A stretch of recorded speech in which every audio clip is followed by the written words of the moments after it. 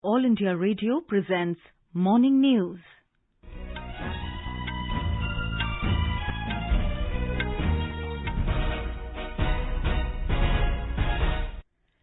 Good morning. I am Sarabjit Kaur and with me is Saira Mujtaba. The headlines. Prime Minister Narendra Modi to interact with Chief Ministers of North-Eastern states today to review the COVID-19 situation. Prime Minister to interact with Tokyo-bound Indian athletes this evening. More than 38 crore 11 lakh 4,000 COVID vaccines administered in the country so far. In a significant milestone, cumulative COVID-19 recoveries exceeds the 3 crore mark in the country. Recovery rate improves to 97.22%. Union Home Minister Amit Shah appeals the youth to come forward to achieve the target of 100% vaccination. Nepal Supreme Court reinstates Parliament, orders Sher Bahadur Deuba to be appointed as the new Prime Minister. External Affairs Minister S. Jaishankar to begin two-day visit to Tajikistan to participate in SCO Foreign Ministers Meet. And Reserve Bank introduces RBI Retail Direct Facility to facilitate investment in government securities by individual investors.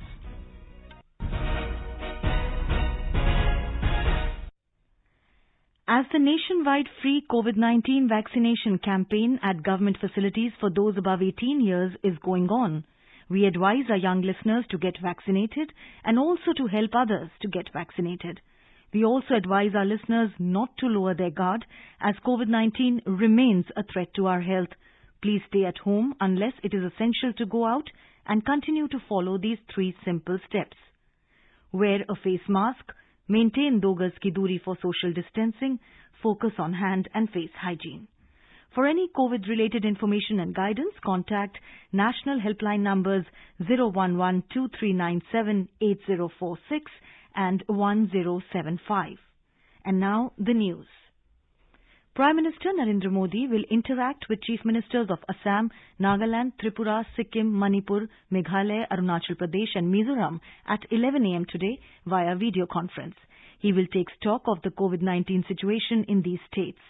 The Prime Minister's interaction is a part of his exercise to deal with the pandemic situation. More details from our correspondent.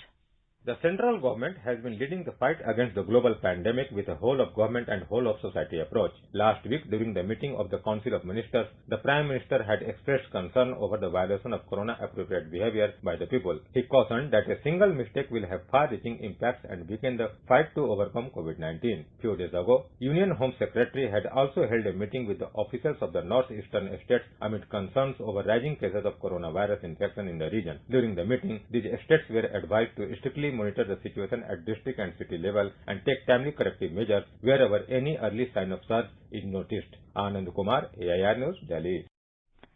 Prime Minister Narendra Modi will interact with the Indian athletes bound for Tokyo Olympics through video conferencing at 5 p.m. today. The Prime Minister had reviewed India's Olympics preparations last month on the occasion of 50 days to Tokyo Olympics. He was apprised about the various steps taken towards ensuring uninterrupted training for athletes amidst the pandemic, participation in the international competitions to win Olympic quota, vaccination of athletes, and customized support being provided to them. In his Mann Ki Baat on All India Radio last month, Prime Minister had stated that all Indian athletes heading to the Tokyo Olympics have worked hard for long and urged the nation to come forward and support them. Sharing their struggles and triumphs, the Prime Minister said that our sportspersons can be seen as inspirations. साथियों, ऐसे तो अनगिनत नाम है, लेकिन मन की बात में कुछ ही नामों का जिक्र कर पाया हूँ। टोक्यो जा रहे हर खिलाड़ी का अपना संघर्ष रहा है, बरसों की मेहनत रही है। वो सिर्फ अपने लिए ही नहीं जा रहे, बल्कि देश के लिए जा रहे हैं। इन खिलाड़ियों को भारत का गौरव भी बढ़ाना है और लोगों का दिल भी जीतना है। और इसलिए मेरे देशवासियों में आपको भी एक सलाह देना चाहता हूँ। हमें जाने अनजाने में भी हमारे इन खिलाड़ियों पर दबाव नहीं बनाना, बल्कि खुले मन से इनका साथ देना है। हर खिलाड़ी का उत्साह बढ़ाना। सोशल मीडिया पर आप #Cheer4India के साथ अपने इन खिलाड़ियों को शुभकामनाएं दे सकते हैं। The event will be attended by Youth Affairs and Sports Minister Anurag Thakur, Minister of State for Youth Affairs and Sports Nishit Pramanik and Law Minister Kiren Rijiju. Our correspondent reports that the interaction by the Prime Minister is an endeavour to motivate the athletes ahead of their participation at the Games. A total of 126 athletes across 18 sports disciplines from India will be heading to Tokyo. This is the biggest ever contingent India is sending to any Olympics. The 69 cumulative events across the 18 sport disciplines that India will participate is also the highest ever for the country. There are several notable firsts in terms of participation in Olympics.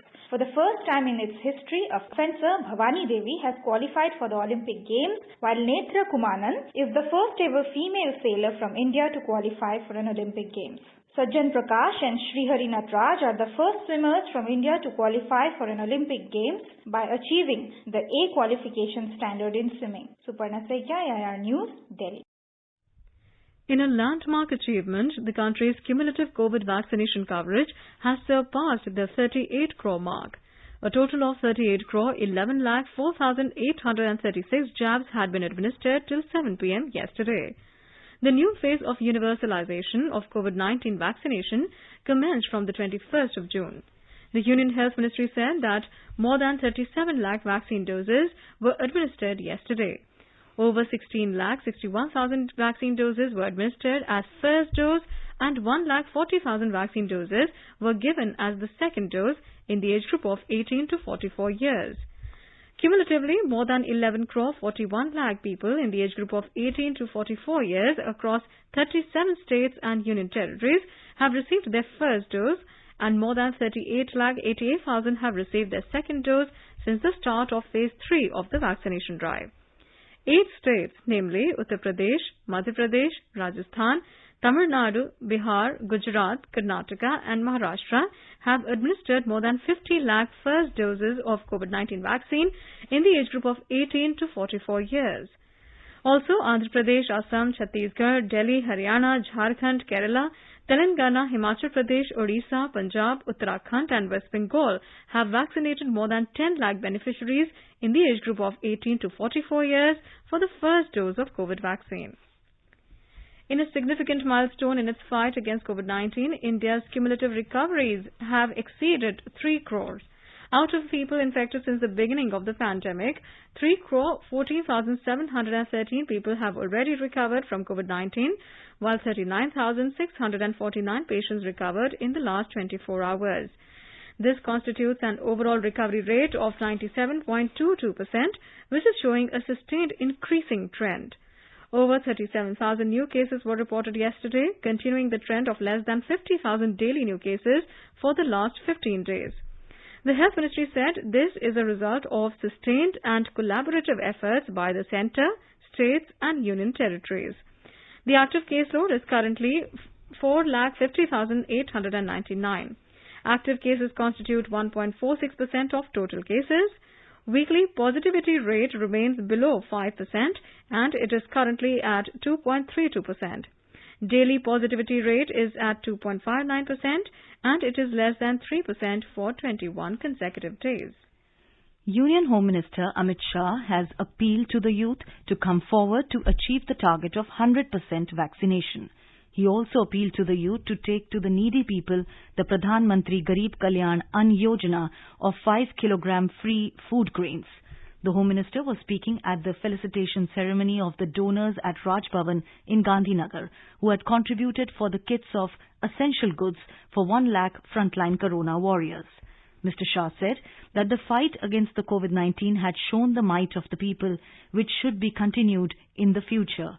AIR Ahmedabad correspondent reports that under the Corona Seva Yagya Abhiyan launched by Gujarat Governor Acharya Devvrat, Raj Bhavan had distributed 1 lakh kits of essential goods to the frontline corona warriors. Meanwhile, the new cases of COVID-19 in Gujarat are constantly decreasing. More details from our Ahmedabad correspondent. Gujarat has recorded 32 new cases of COVID-19 yesterday. According to the State Health Department, 262 patients recovered during the last 24 hours and were discharged from the hospitals. Total 8,13,399 patients have been recovered from COVID-19 in Gujarat till now. The recovery rate further improved and reached up to 98.68%. Maximum 9 new cases reported from Ahmedabad. One person died due to COVID-19 in the state during the last 24 hours. Gujarat has now 801 active cases at present, out of which 7 patients are on ventilators. Meanwhile, 2,54,759 persons have been vaccinated in the state yesterday. Yogesh Pandya, Air News, Ahmedabad. In view of the significant decline in COVID-19 cases, Madhya Pradesh government has further eased the restrictions with announcing relaxations in some more activities. Now, a maximum of 100 people will be able to attend weddings and 50 people will be able to attend funerals. Cinema houses can be operated with 50% capacity. Restaurants will now be able to operate at 100% capacity and markets will remain open till 10 p.m. More details from our Bhopal correspondent. Chief Minister Shivraj Singh Chauhan has said that the situation of corona infection in the state is under control. The state reported 18 new COVID cases while active cases reduced to 296. There is no case of COVID-19 in 44 districts. Out of the 18 confirmed cases in the state, 8 are from Bhopal, 3 from Indore, 2 from Jabalpur and 1 each from Neemaj, Rajgarh, Sagar, Shivpuri and Singrauli. More than 72,000 tests are being conducted daily to monitor corona infection in the state. Pooja P. Vardhan, AIR News, Bhopal. In Odisha, the daily COVID-19 positive cases have dropped below 2,000. The state reported 1,993 new infections as against 2,824 recoveries in the last 24 hours. More details from our Bhubaneswar correspondent. The incremental decrease in Delhi COVID-19 fresh cases is evident in the fact that the state has reported about 3,000 cases fewer than what it was reporting about a month ago. As on date, only 6 out of the total 30 districts of the state have reported new infection in 3 digits. The number of Delhi recovery, too, continues to outpace Delhi infection, leading to corresponding cuts in the COVID-19 active caseload of the state that now hangs around 24,000. Girish Chandra Das, AIR News, Bhubaneswar. Tamil Nadu registered 2,652 new COVID cases yesterday. 3,104 COVID patients recovered in the state. A total of 36 deaths were reported in the last 24 hours. The number of active cases now stands at 31,819. The total number of samples tested through RT-PCR was 1,40,463 yesterday. Kerala Health Minister Veena George has said a campaign called Matru Kavacham will be launched to provide COVID vaccine to pregnant women. As part of the campaign, all pregnant women will be registered for vaccination through ASHA workers at the ward level. Also, special vaccination camps will be conducted at the district level for pregnant women on special days. The minister assured that the COVID vaccine can be given at any time during pregnancy and it is safer to take 2 doses of the vaccine during pregnancy. The application process for NEET UG examination will begin from 5 p.m. today through NTA website. Education Minister Dharmendra Pradhan yesterday announced that the exam will be held on 12th of September across the country with full compliance to COVID-19 protocols. In a series of tweets, Mr. Pradhan said, to ensure social distancing norms, number of cities where examination will be conducted has been increased from 155 to 198. He said the number of examination centres will also be increased from the 3,862 centres used last year. Mr. Pradhan said face masks will be provided to all candidates at the centre, staggered time slots during entry and exit, contactless registration, proper sanitization and seating with social distancing will also be ensured. You are listening to the morning news on All India Radio. A reminder of the headlines before we move on. Prime Minister Narendra Modi to interact with Chief Ministers of northeastern states today to review COVID-19 situation. Prime Minister to interact with Tokyo-bound Indian athletes this evening. More than 38 crore 11 lakh 4,000 COVID vaccines administered in the country so far. In a significant milestone, cumulative COVID-19 recoveries exceed the 3 crore mark in the country. Recovery rate improves to 97.22%. Union Home Minister Amit Shah appeals the youth to come forward to achieve the target of 100% vaccination. Nepal Supreme Court reinstates Parliament, orders Sher Bahadur Deoba to be appointed as new Prime Minister. External Affairs Minister S. Jaishankar to begin two-day visit to Tajikistan to participate in SCO Foreign Ministers Meet. And Reserve Bank introduces RBI Retail Direct Facility to facilitate investment in government securities by individual investors. For quick news updates round the clock, follow us on our Twitter handle @AIR News Alerts. Nepal's Supreme Court has reinstated the parliament and also ordered that Sher Bahadur Deuba be appointed as the new Prime Minister. Nepal was thrown into a constitutional crisis after Prime Minister KP Sharma Oli lost a confidence vote on the 10th of May. He failed to muster a majority in the House of Representatives and sought to force a fresh election by dissolving Parliament on May 22nd before opposition leader Mr. Deuba could stake the claim. Yesterday's ruling by the Supreme Court reversed this decision and reinstated the Parliament. Supreme Court official Debendra Dhakal yesterday said that the court has ordered that the Parliament be reconvened within 7 days. He said the court also ordered that Sher Bahadur Deuba be appointed as Prime Minister within 2 days. External Affairs Minister Dr. S. Jaishankar will be on a 2-day visit of Tajikistan from today to take part in the meeting of the Shanghai Cooperation Organization SCO Council of Foreign Ministers. The meeting will discuss the achievements of the organization as it celebrates the 20th anniversary of its formation in this year.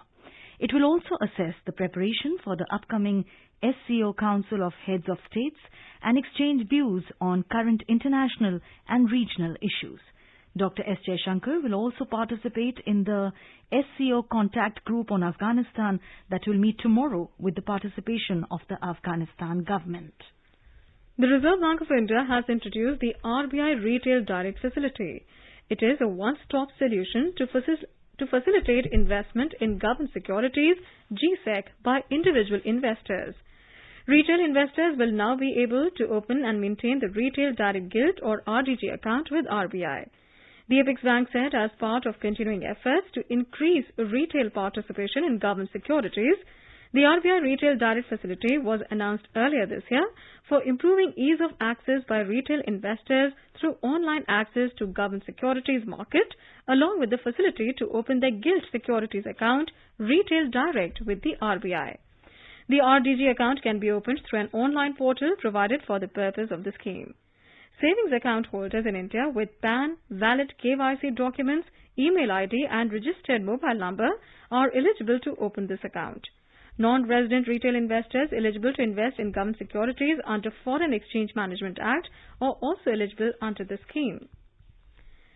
In Uttar Pradesh, 41 people, including women and children, have died due to lightning in different districts in the last 2 days. A majority of 14 deaths were reported in Prayagraj district. Chief Minister Yogi Adityanath has announced to provide compensation to the family of those killed. State's Relief Commissioner Ranveer Prasad said that 41 people died due to lightning strikes across 16 districts and 30 others were injured. Ex gratia of 4 lakh rupees each will be provided to the kin of the deceased. The injured will get proper medical treatment. Union Jal Shakti Minister Gajendra Singh Shekhawat is scheduled to hold a review meeting with Karnataka Chief Minister B.S. Yediyurappa in Bengaluru today. All projects under the Jal Jeevan Mission will be reviewed by Mr. Shekhawat during the meeting. The meeting derives importance as both Karnataka and Tamil Nadu have expressed differences with reference to the Mekedatu drinking water project on the river Kaveri. The Union Minister is also scheduled to meet the newly appointed Governor Thawar Chand Gehlot today. A webinar on Digital Media Ethics Code was organized by the Press Information Bureau, Maharashtra and Goa region yesterday. It was organized for improving stakeholder understanding of Part 3 of the Information Technology, Intermediary Guidelines and Digital Media Ethics Code Rules 2021, notified by the government in February 2021. About 187 participants attended the Digital Media Ethics Code webinar. A report. Joint Secretary, Ministry of Information and Broadcasting Sri Vikram Sahya addressed the webinar and answered the questions of participants. He said Digital Media Ethics Code is aimed at stopping transmission of content which is objectionable to women or harmful to children. Presence of a regulatory body can control and stop the spread of fake news as well as make the publishers accountable. It is essentially citizen-centric legislation. He was speaking yesterday in virtually organized webinar on Digital Media Ethic Code by PIB Mumbai. Sri Vikram Sahaya further said that India is the world's fastest growing OTT market and the market is expected to reach $2.9 billion American dollars by 2024, which is annual growth of 28.6%. Bhavana Gokhale, AIR News, Mumbai. The Union Territory of Ladakh is moving forward to achieve carbon neutrality in the region. Ladakh Leh Hill Council and National Thermal Power Corporation (NTPC) have signed a tripartite MOU for a 1.25 megawatt green hydrogen generation pilot project in Leh. Here's a report. MOU for a 1.25 megawatt green hydrogen generation pilot project by National Thermal Power Corporation Renewable Energy was third such MOU signed by the UT administration. The pilot project was aimed to develop Ladakh as carbon-free economy and to make Leh a first city in the country with green hydrogen technology-based mobility solutions with zero emissions. UT administration is working on different projects like geothermal, solar, wind and micro-hydro sectors towards carbon neutrality in the region. Leh Hill Council CEC Tashi Gyalsan, UT Power Secretary Ravinder Kumar, NTPC Renewable Energy CEO Mohit Bhargava have signed the tripartite MOU in the presence of Lieutenant Governor R.K. Mathur for the pilot project in Leh. Earlier, Mr. Mathur inaugurated 2 solar trees installed at UT Civil Secretariat by NTPC Renewable Energy. Each of the 3.3 kilowatt solar trees can generate approximately 10 to 12,000 units of green electricity in a year. Ramesh Chandra, All India Radio News, Leh. With 11 days to go for Tokyo Olympics, AIR today takes a look at Indian women discus throwers Kamalpreet Kaur and Seema Punia.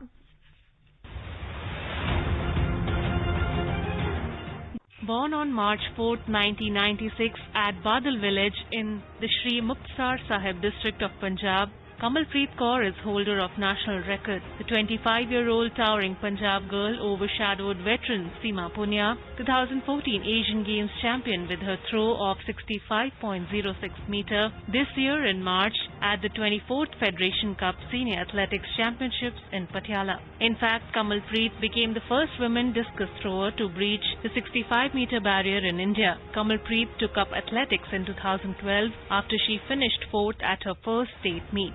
Her initial training began at the Sports Authority of India Centre in her village from 2014. In 2017, she finished 6th at the 29th World University Games.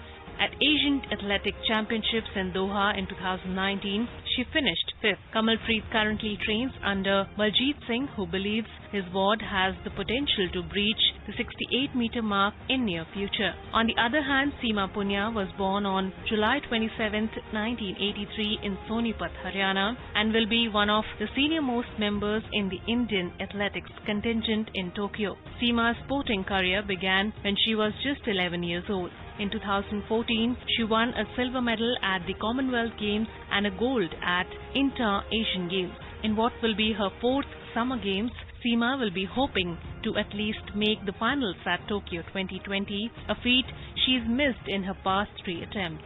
Sports Desk, AIR News.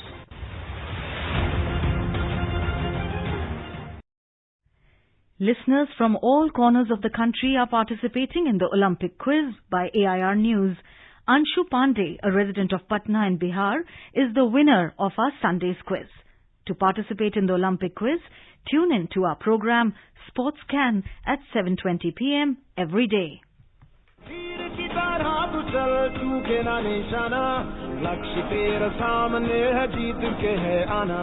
In the run-up to the Tokyo Olympics, the News Services Division of All India Radio in its Sports Scan program is broadcasting every day Olympics Quiz with AIR News. Olympics Quiz, Akashvani Samachar ke saath in Hindi. Every day, a question related to Olympics will be asked at the beginning and closing of the program. To participate in this program, listeners can send the replies by email on airsportscan@gmail.com. The first correct answer received through email will be adjudged the winner of the quiz. The name of the winner will be announced in SportsCan program the next day. It will also be flashed on AIR Twitter handle @AIR News Alerts. The Sports Authority of India will provide India team jersey to the winner. So tune in to the SportsCan program every day at 7:20 p.m. on FM Gold and on our YouTube channel, News on AIR Official.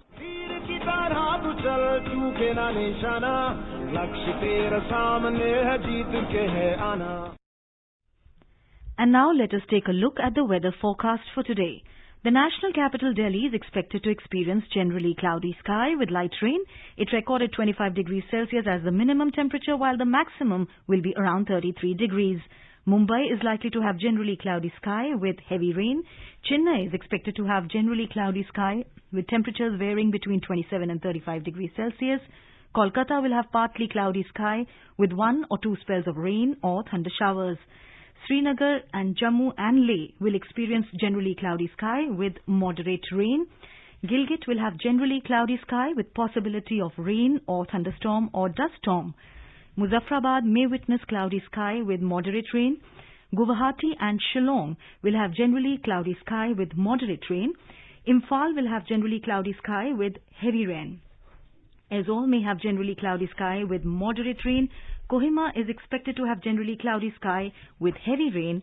Itanagar will experience generally cloudy sky with few spells of rain or thunder showers, and Agartala will have generally cloudy sky with 1 or 2 spells of rain or thunder showers.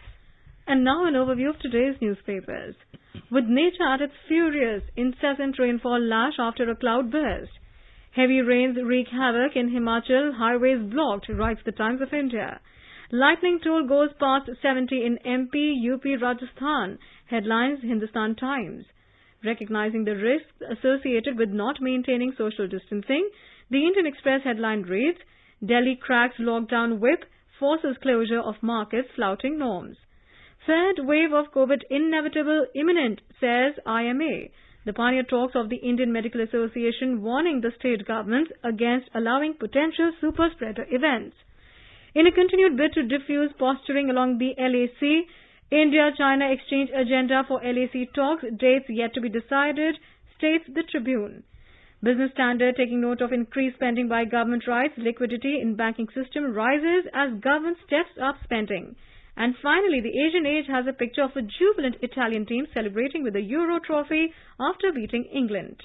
And now, before we end the bulletin, the headlines once again. Prime Minister Narendra Modi to interact with Chief Ministers of Northeastern states today to review COVID-19 situation. Prime Minister to interact with Tokyo-bound Indian athletes this evening. More than 38 crore 11 lakh 4,000 COVID vaccines administered in the country so far. In a significant milestone, cumulative COVID-19 recoveries exceeds the 3 crore mark in the country. Recovery rate improves to 97.22%. Union Home Minister Amit Shah appeals the youth to come forward to achieve the target of 100% vaccination. Nepal's Supreme Court reinstates Parliament, orders Sher Bahadur Deuba to be appointed as the new Prime Minister. External Affairs Minister S. Jaishankar to begin two-day visit to Tajikistan to participate in SCO Foreign Ministers meet, and Reserve Bank introduces RBI Retail Direct Facility to facilitate investment in government securities by individual investors. And with that, we end the morning news. Have a nice day.